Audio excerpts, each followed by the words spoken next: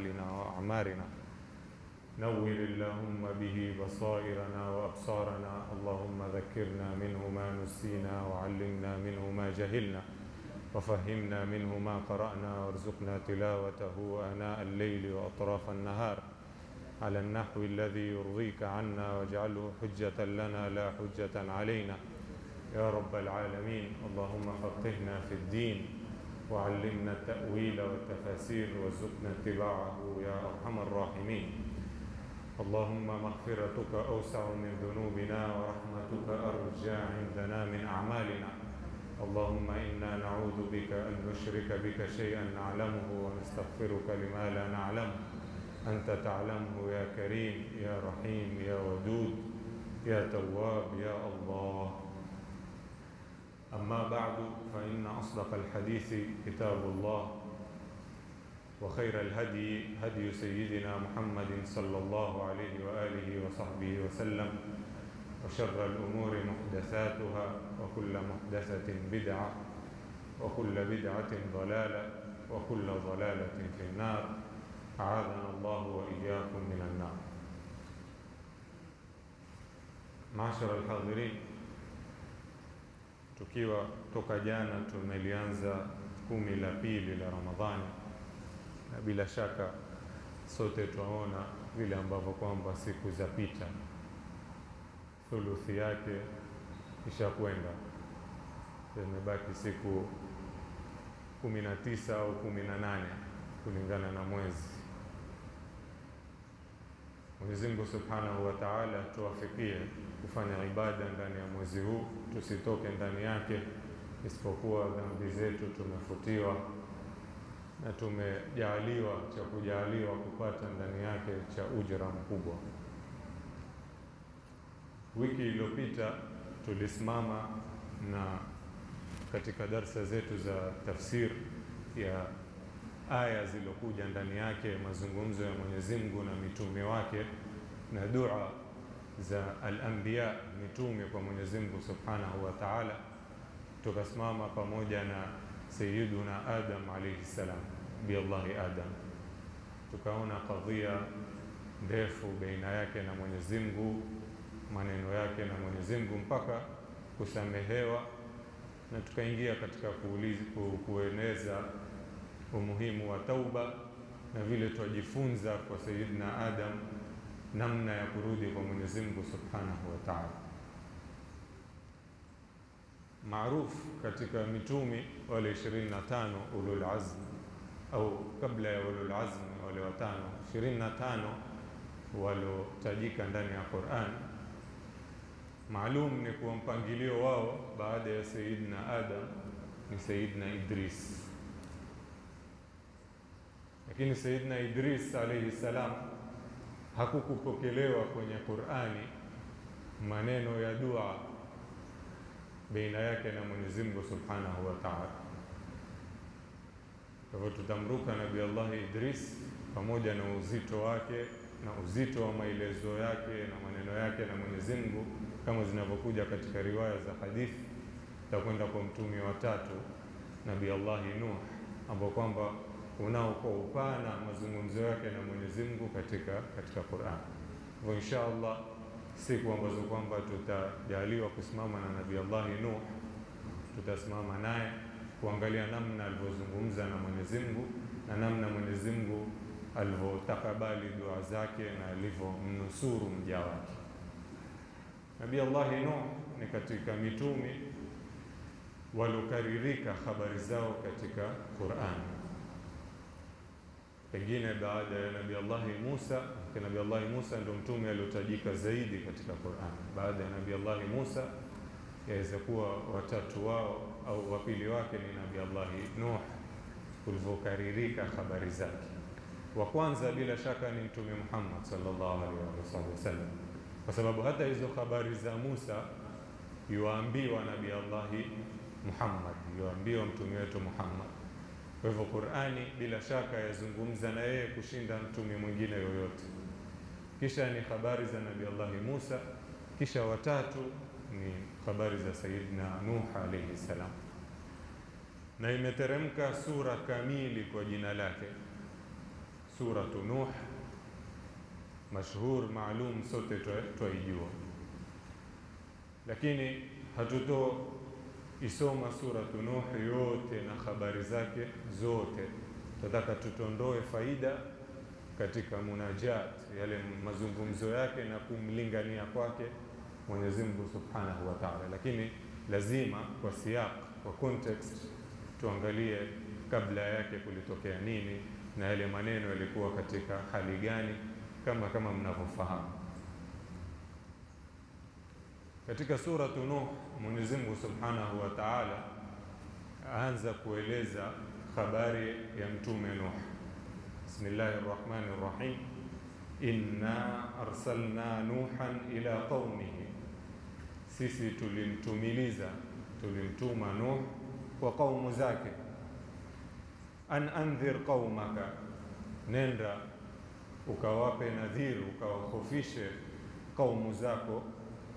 Min qabli an yatiyahum adhabun alim, kabla haijawashukia adhabu iliyokuwa uchungu. Na hii ni sunna ya Mwenyezi Mungu, ni kawaida yake katika Qur'ani na kawaida yake katika maumbile.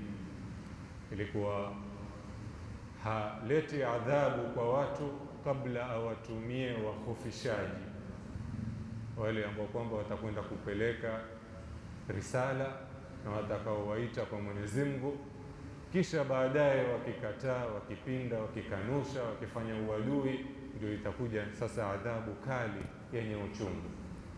Kwa hivyo Nabii Allah Nuh alitumwa kwa kaumu zake. Yakaja maneno baada ya hapo ambao kwamba tutayaruka, maneno yake na kaumu zake, kuanzia qala ya qaumi inni lakum nadhirun mubin yaghfir lakum an i'budu Allaha wattaquhu wa ati'un yaghfir lakum min dhunubikum wa yuakhirukum ila ajalin musamma inna ajala Allahi idha jaa la yuakhar law kuntum ta'lamun. Kwa ufupi akawapa risala wale watu wake, kwa mimi nimetumwa kwenu, kwa Mwenyezi Mungu ni mmoja peke yake, usiabudu masanamu, muabudini yeye peke yake, na tendeni mambo mema katika maisha yenu, mpaka mwisho wa hikaya. Baada ya hapo ndiyo yaanza maneno yake sasa na Mwenyezi Mungu Subhanahu wa Ta'ala. Qala rabbi inni da'awtu qaumi laylan wa nahara, akainua mikono wake Sayyidina Nuh, akamwambia Mola wake, ya Rabb, ewe Mola wangu, mimi nimewaita, nimewalingania hawa watu wangu usiku na mchana, laylan wa nahara, falam yazidhum duai illa firara, lakini ule ulinganiaji wangu haukuwa zidishia kitu chochote isipokuwa ndio wamezidi kukimbia. Kila nikiwalingania, kila wao ndio wanakimbia, hawakubali ulinganiaji wangu. Wa inni kullama da'awtuhum litaghfira lahum, na mimi kila nikiwaita, nikiwalingania waje waombe msamaha na wewe uwasamehe, ja'alu asabi'ahum fi adhanihim, wao waweka vidole vao kwenye masikio yao. Hii yaweza kuwa fi'lan, walikuwa wakifanya hivyo. Nabii Allah Nuh akiwapa risala, wao wakifanya hivyo. Yaweza kuwa fi'lan, ilitokea hivyo, au ulama watuambia ni majazan, yani walikuwa hawanisikizi. Si lazima kuwa walikuwa wakifanya hivi kila wakati, yani wakiweka vidole vao kwenye masikio yao, yani walikuwa hawanisikizi. Wastaghshaw thiyabahum, wakifinika nguo zao, wa asarru wastakbaru istikbara, na wakifanya inadi na wakifanya kibri, kufanya kibri, yani kiburi kikubwa sana. Thumma inni da'awtuhum jihara, kisha mimi niliwalingania jihara, kwa uwazi. Thumma inni a'lantu lahum wa asrartu lahum israra, kisha mimi pia nikawalingania kwa fujo, kwa kelele, yani kawaita kila mmoja, yani wote kwa pamoja. A'lantu lahum, lakini pia wa asrartu lahum israra, lakini pia nikawafuata mmoja baada ya mwingine kuwalingania kwa siri. utaona Nabii Allahi Nuh amweleza Mola wake subhanahu wa ta'ala kadhia hii, na hii ni muhimu sana, mazungumzo baina ya mja na Mola wake, amshtakia Mola wake subhanahu wa ta'ala. Sisi mara nyingi huwa ni kinyume, tukipatikana na matatizo katika maisha yetu huwa twamshtaki Mungu kwa watu, si kuwa twashtaki watu kwa Mwenyezi Mungu kama anavyofanya Sayyidina Nuh. Sisi twamshtaki Mungu kwa watu, sisi ndio tutakwenda kuwashtakia watu kuwa mimi nimepatikana na jambo kadhaa na kadhaa, mambo katika kadari ya Mwenyezi Mungu, kana kwamba twamshtaki Mwenyezi Mungu kwa kuyafanya yale aliyofanya kwetu kwa watu, kinyume na alivyokuwa akifanya Sayyidina Nuh. Kama tunavyoona hapa, amepata pingamizi na uadui kwa watu wake, yamshtakia Mola wake. Sayyidina Yaqub alayhi salam asema, innama ashku bathi wa huzni ila Allah, mimi namshtakia Mwenyezi Mungu uchungu wangu na huzuni yangu na dhiki yangu, namshtakia Mwenyezi Mungu subhanahu wa ta'ala. Kwa hivyo hili ni funzo pale mtu anapopatwa na mambo ya madhara, anapopatwa na dhiki, anapopatwa na kitu chochote kile ambacho kwamba kimemtia katika hali ngumu, mtu wa kumshtakia ni Mwenyezi Mungu subhanahu wa ta'ala. Ule mswala wako pale unapoutandika, pale ndipo mahali pa kwenda kushtaki kwa Mwenyezi Mungu. Ile sijida yako unapokuja kuswali, pale ndipo mahali pa kumshtakia Mwenyezi Mungu subhanahu wa ta'ala. Na hili pia utaliona katika maneno mingi sana ya Mtume sallallahu alayhi wa alihi wasallam. Alipopingwa na watu wa Taif, alikwenda Taif, yeye amefukuzwa kutoka Makka, sema acha niende Taif, pengine nitapata nusra. Akienda huko ndio akazidi kupingwa, akafukuzwa na kuitwa mwenda wazimu na kuitwa mrongo na kuambiwa hatutaki watu wa wazimu hapa, na wakatolewa vijana wadogo wampure kwa mawe, akapurwa na mawe mpaka damu ikatoka. Riwaya yatuambia damu ya kichwani mwake ilifika mpaka kwenye nyayo za miguu yake. Alivotoka pale Taif, mahali pa kwanza tu aliposimama, na yeye mwenyewe atuambia katika riwaya ya Sayyidatuna Aisha, amwambia Sayyidatuna Aisha, hakuna siku nilipata tabu na dhiki mimi kama siku nilivofukuzwa Taif, kama siku nilivofukuzwa Taif. Nilivofukuzwa Taif mimi, nilivopigwa na yale mawe, nilikimbia, sikuangalia hata nyuma, mpaka nikafika mahali ni makilomita nakimbia, hata siangalii nyuma, mpaka alipofika mahali aliposimama akamshtakia Mwenyezi Mungu subhanahu wa ta'ala. Dua yake maarufu, Allahumma inni ashku ilayka dha'fa quwwati wa qillata hilati wa hawani ala an-nas wa anta arhamur rahimin ya rabbal alamin anta ilahul mustad'afin ila man takiluni ila aduwin yatajahamuni am ila ba'idin mallaktahu amri in lam takun bika ghadabun alayya fala ubali.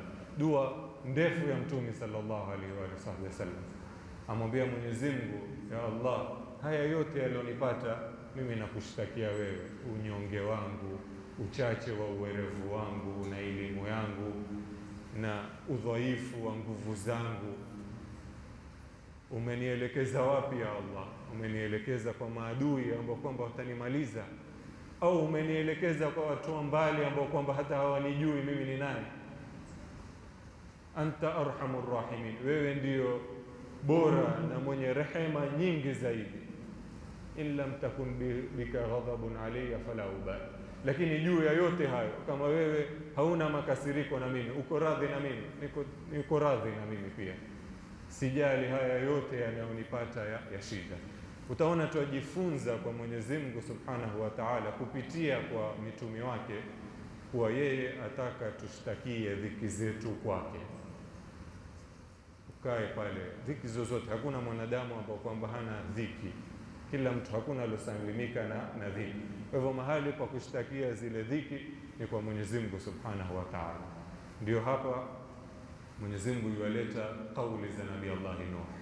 Nuh alisema kitu fulani na fulani, Na kule kusema kuwa Mwenyezi Mungu yajua hali yangu, naam, Mwenyezi Mungu yajua hali yangu kama alivyokuwa yajua hali ya Nabii Allah Nuh, kama alivyokuwa yajua hali ya Mtume Muhammad sallallahu alayhi wa alihi wa sahbihi wasallam, lakini bado walikuwa wamlilia na wamshtakia juu ya kuwa yeye yajua hali zao, kana anavyotuambia Sayyidina al-Imam Abdullah ibn Ali al-Haddad, atuambia qad kafani ilmu rabbi min suali wa ikhtiyari, elimu ya Mola wangu yanitosha, sina haja. Kiuhakika ni kuwa hata sisi hatuna haja ya kumshtakia Mwenyezi Mungu, hatuna haja ya kuomba hata dua, kwa sababu toka wewe hujayasema yale yaliyomo moyoni mwako, yeye tayari yajua yale yaliyomo moyoni mwako.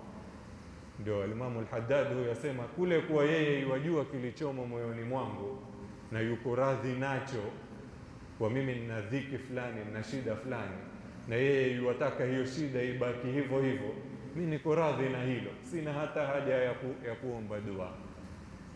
Lakini faduai wa ibtihali shahidun li biftiqari, lakini kule kuwa mimi naomba dua na namweleza Mwenyezi Mungu shida zangu, ni kuthubutisha kwake na kumwambia yeye kuwa mimi ni fukara, nathubutisha ule ufukara wangu kwake, na nalifanya hili na kwa kujifakhiri kwa mimi namlilia Mungu wangu ambao kwamba yeye wataka mimi nimnyenyekee na nimlilie, kama tulivyoeleza katika durusi zilizotangulia, kama tulivyoeleza darsa ya kwanza, kwa haqqa al-ubudiyya, ule uja wa kiuhakika wapatikana pale wewe unapomwambia Mwenyezi Mungu, kwa mimi napatikana na shida na ninapatikana na matatizo na sina njia ya kuitatua, ni wewe peke yako ndio waweza kunitatulia. Kwa hivyo Mwenyezi Mungu Subhanahu wa Ta'ala amewacha milango yake wazi, bali wapenda, bali ndio sunna za mitume wake, kama Nabii Allah Nuh kurejea kwake na kumshitakia hali ya dhiki ile ambayo kwamba yampata mtu. Kwa Nabii Allah Nuh akawa yamshtakia Mwenyezi Mungu, mimi nimewalingania wao hawanisikizi, nimewalingania mchana, nimewalingania usiku, nimewalingania kwa uwazi, nimewalingania kwa siri, nimewaita wote pamoja, nimewafuata kila mmoja kipeke yake, lakini haikuwazidishia hiyo illa firara, isipokuwa wamekimbia zaidi. Asema Nabii Allah Nuh, faqultu astaghfiru rabbakum innahu kana ghaffara. Katika maneno nimewaambia muombeni msamaha Mola wenu, leteni istighfar, hakika yeye ni Ghaffara, ni mwingi wa kukubali tauba, ni mwingi wa kusamehe. Na tumeeleza haya katika durusi za Nabii Allah Adam, umuhimu wa kurudi kwa Mwenyezi Mungu Subhanahu wa Ta'ala. Lakini angalia maneno ya Nabii Allah Nuh, sema faqultu astaghfiru rabbakum innahu kana ghaffara, muombeni msamaha Mola wenu, leteni istighfar, yeye atawasamehe. Kisha baada ya hapo sikuwasamehe tu, yursilis samaa alaykum midrara, ataiamrisha mbingu iteremshe maji yenye kushuka bila kukoma, yani mvua ambayo kwamba ni yenye manufaa, midrara, ambayo kwamba haisimami, haikatiki, hakutojulikana ukame kwenu mkimwomba msamaha Mwenyezi Mungu Subhanahu wa Ta'ala. Wayumdidkum bi amwali, kisha atawasaidia, atawapa na mali, wabanina, na watoto, utapata na watoto. Wayaj'al lakum jannatin, atawajalia nyinyi mabustani, mashamba yenye mazao. Wayaj'al lakum anhara, na atawajalia nyinyi na mito yenye kutoa ndani yake chakula na yenye kusupply maji. Ma lakum la tarjuna lillahi waqara, kwa nini nyinyi hamtaki ukaribu na Mwenyezi Mungu Subhanahu wa Ta'ala? Ulama watuambia maneno haya ya Nabii Allah Nuh yaeleza umuhimu wa istighfar. Awaambia leteni istighfar, Mwenyezi Mungu atawashukishia mvua na atawapa na mali na atawapa na watoto na atawapa na mashamba, atayabariki mashamba yenu, yatatoa mazao mpaka mwisho wa manufaa kama haya. Watuambia ni katika faida za kuleta istighfar. Kimekuja kisa kinachonasibishwa na moja katika tabi'in, Sayyidina al-Hasan al-Basri. Huyo Sayyidina al-Hasan al-Basri katika tabi'in waliokuja baada ya masahaba, alikuwa amekaa pamoja na wanafunzi wenzake, au amekaa pamoja na wanafunzi wake, yeye alikuwa mwalimu wao. Akaingia katika majlis mtu, akaja akamshtakia yeye shekhe wa pale msikitini, msikiti wake. Akamwambia, shekhe, kule kwetu ukame umezidi, kumekatika maji, mito imekauka na mvua haishuki, mifugo wafa, miti yafa, tufanye kitu gani? Sayyidina al-Hasan al-Basri yule akamwambia, leteni istighfar, rudi kwa watu wako, leteni istighfar, kithirisheni kusema astaghfirullah al-azim wa atubu ilayhi. Kithirisheni sana, wewe na watu wako pia kawape salamu hizi. Kwa hivyo yule mtu akatoka akaenda kwao kule akatoa salamu hizi. Akaja mtu mwingine akamshtakia ufukara, kwa mimi nilikuwa na mali lakini bahati mbaya nikafilisika, biashara imeenda vibaya, sina mali tena, hata nimejaa madeni sasa, badili ya mali imekuwa ni madeni, nifanye kitu gani? Nipe suluhisho ya jambo hili. Akamwambia, leta istighfar, nenda kithirisha kumwomba msamaha Mwenyezi Mungu na kuleta istighfar. Yule bwana akaenda zake. Akaja mwanamke wa tatu, akamwambia, mimi nimeoleka katika ndoa yangu miaka karibu 10 sipati mtoto, nifanye kitu gani? Nipe dua. Akamwambia vile vile, leta istighfar. Alivotoka yule, wale wanafunzi wakawa wameshangaa, wakamuuliza yule mwalimu wao Sayyidina al-Hasan al-Basri, akamwambia, mbona wote watatu umewaambia kitu hicho hicho kimoja? Yule wa kwanza shida ni ukame, istighfar. Yule wa pili shida ni mali, amefilisika, istighfar. Yule wa tatu shida hana watoto, istighfar. Sayyidina al-Hasan al-Basri akamwambia, naam, kwani hamjaisoma kauli ya Mwenyezi Mungu Subhanahu wa Ta'ala kwa ulimi wa mtume wake Nuh alivyowaambia, faqultu astaghfiru rabbakum, alivyowaambia watu wake leteni istighfar, innahu kana ghaffara yursilis samaa alaykum midrara, mkileta istighfari Mwenyezi Mungu atazifungua mbingu zitanyesha, wayumdidkum biamwalin, na atawapa na watoto, wabanina, na mali na watoto, wayaj'al lakum jannatin wayaj'al lakum anhara, na atawajalia mashamba yenye mazao, na atawajalia na mito yenye kutembea. Kwa hivyo naam, nimewambia istighfar kwa sababu hii ndio ilikuwa dawa ya Nabii Allah Nuh aliowapa watu wake. Kwa hivyo hapa pia tupata faida ya kuleta istighfar. Kwa hivyo tukithirisheni, hii ni faida tunayoitoa katika maneno ya Nabii Allah Nuh kwa kuwaambia watu wake. Nabii Allah Nuh akaendelea kumshtakia Mwenyezi Mungu Subhanahu wa Ta'ala kwa maneno marefu, kumshtakia Mwenyezi Mungu namna alivyoita na wao hawakukubali mwito wake, na namna walivyofanya vitimbi. Na Nabii Allah Nuh alifanya hili kwa bidii sana. Katika surat Hud yatuambia kuwa aliwalingania watu wake miaka 1000 kupungua 50. Laqad arsalna Nuhan ila qaumihi falabitha fihim 1000 illa 50 ama, tulimtuma Nuh kwa watu wake na akabaki kwa watu wake akiwalingania miaka 1000 kupungua 50, yani miaka 950. Hapa pia kuna faida, al-ijtihadu fillah, bidii kwa Mwenyezi Mungu Subhanahu wa Ta'ala.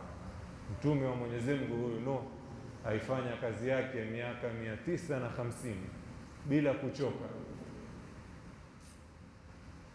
Hapa kuna funzo kwa duat, mashaikh na walinganiaji wa leo, ya kuwa wasichoke wakati ambapo kwamba wamechukua muhimma wa kufanya da'wa, kulingania watu kwa Mwenyezi Mungu. Pia lakini kuna mafunzo kwetu, ile muhimma, ile kazi ambayo kwamba Mwenyezi Mungu amekuweka ndani yake, sawa sawa ni ibada ya kumwabudu, sawa sawa ni kazi yako ya kukupatia riziki na kuwanufaisha watu, bado ni katika ibada, ifanye pia kwa bidii. Mtume sallallahu alayhi wa sallam atuambia katika hadithi, inna Allaha yuhibbu idha amila ahadukum amalan an yutqinahu, Mwenyezi Mungu yuwapenda mtu anapofanya kazi, mmoja wenu akifanya kazi yake aifanye kwa vizuri, kwa bidii na kwa uzuri. Hadithi pia atuambia, inna Allaha yuhibbu an yara abdahu ta'iban fi talabi alhalal, Mwenyezi Mungu yuwapenda wakati akimwona mja wake amechoka, mwisho wa siku pale amechoka kabisa kwa sababu ya kazi ya kutafuta halali. Kwa hivyo tujifundisha pia kufanya bidii, si kwa duati tu, mashekhe wenye kulingania. Naam, wao kazi yao ndio imefanana zaidi na kazi ya Nabii Allah Nuh, lakini sote zile muhimma, zile kazi aliyotuwakilisha Mwenyezi Mungu ndani yake tuzifanye kwa uzuri na tufanye kwa bidii. Kwa hivyo Sayyidina Nuh huyo alifanya kwa bidii kazi yake hii ya utume aliopewa na Mwenyezi Mungu Subhanahu wa Ta'ala, akaifanya mpaka mwisho. Mwenyezi Mungu Subhanahu wa Ta'ala akamwambia sasa, wa uhiya ila nuhin an lan yu'mina min qaumika illa man qad amana fala tabtais bima kanu yaf'alun.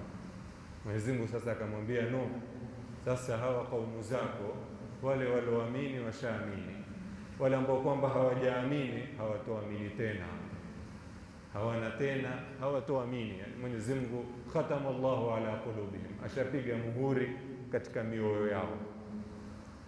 Hivyo si yeye aloacha ile kazi, yeye alilingania, akalingania kwa bidii mpaka Mwenyezi Mungu akamwambia, lan yu'mina min qaumika illa man qad amana.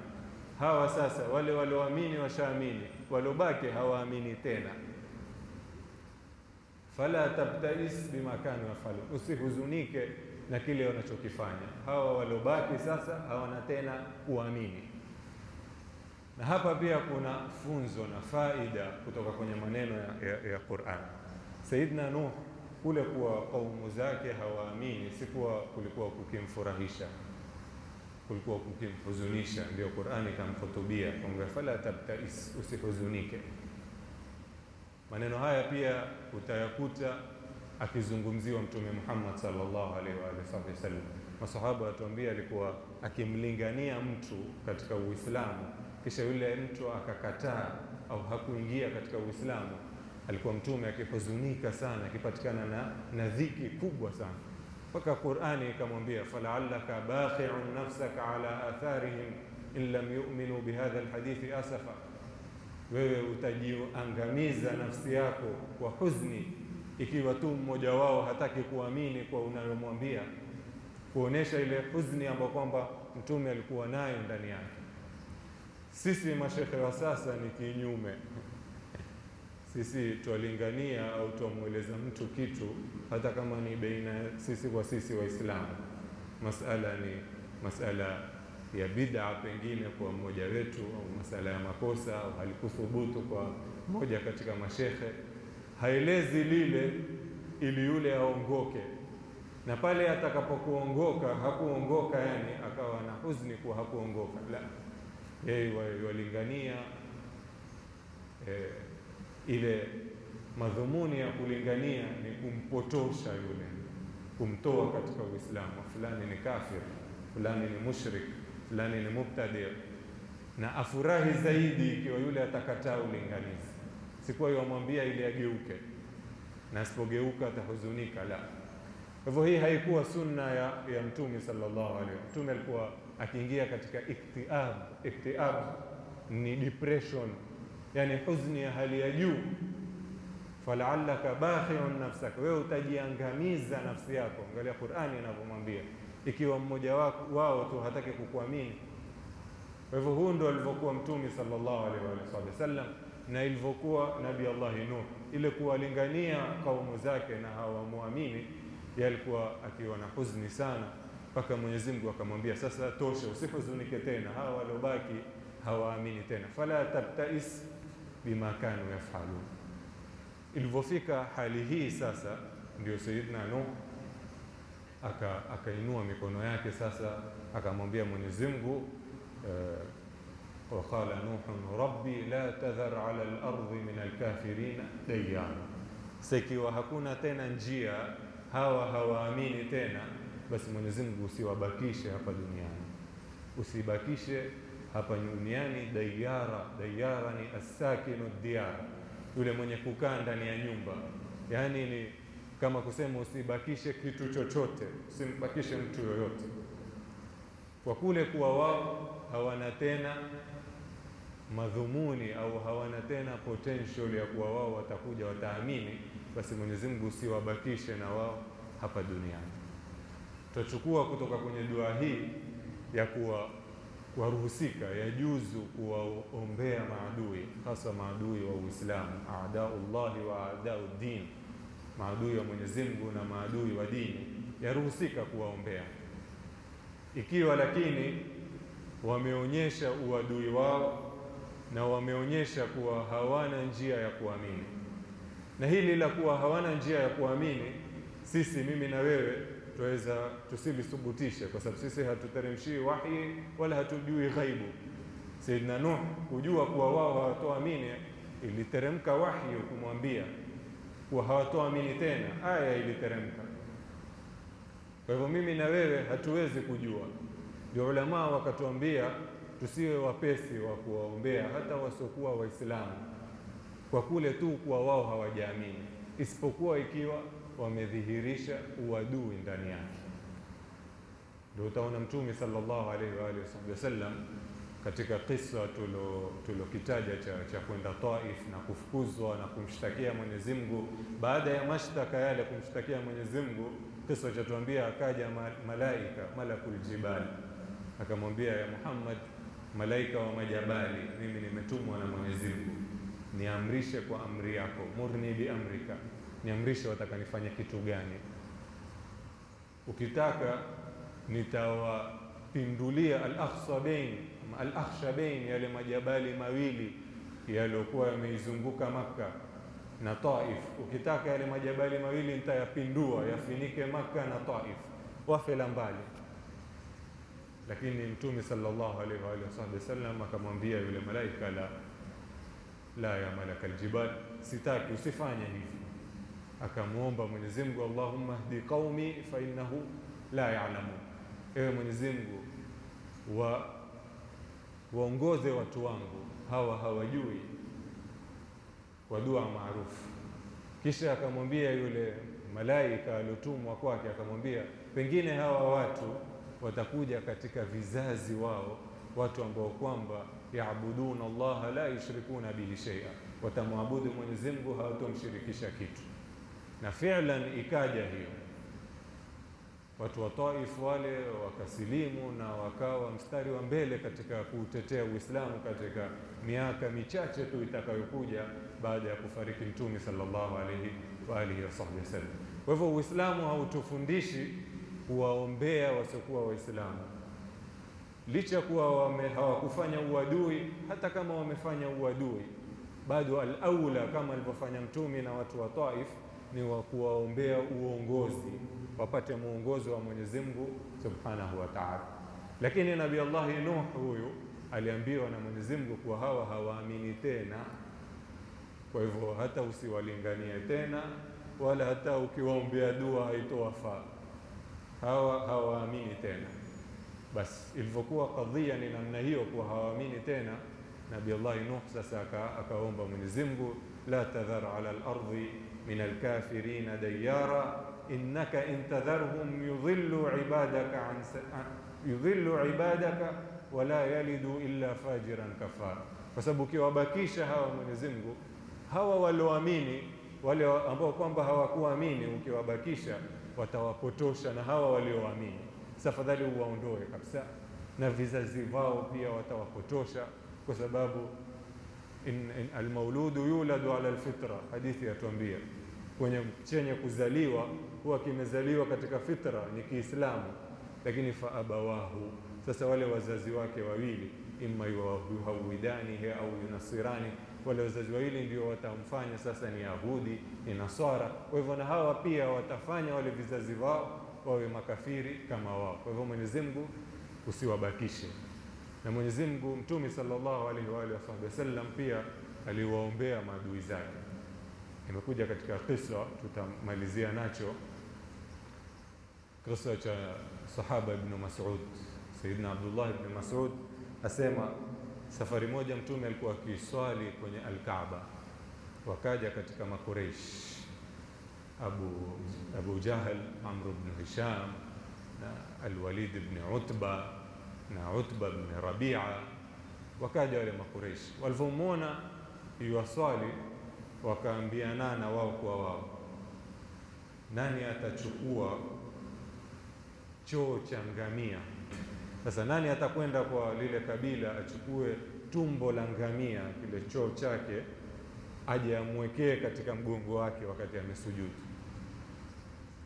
Wakaambiana wao kwa wao, tukikifupisha kisa, wakaja wakamwekea juu ya mgongo wake wakati Mtume yuko katika sijda kwenye Al-Kaaba.